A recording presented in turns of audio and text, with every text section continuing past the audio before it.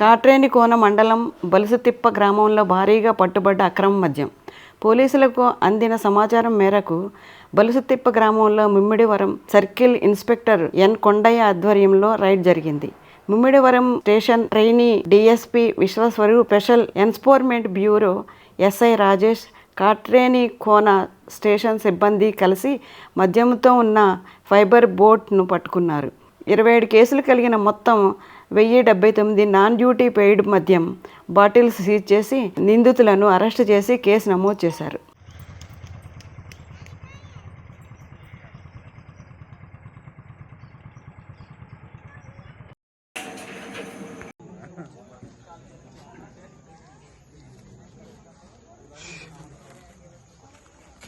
మళ్ళీ మీరు ఎప్పుడు ఇంకా చూడరు సార్, కష్టం నేను పట్టాను చూడడం.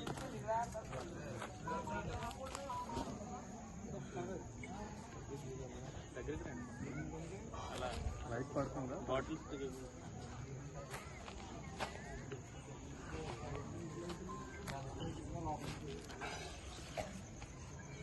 చెప్పండి సార్. సార్ లొకేషన్ రాలేదు సార్, ఒక్కసారి చూస్తున్నాను.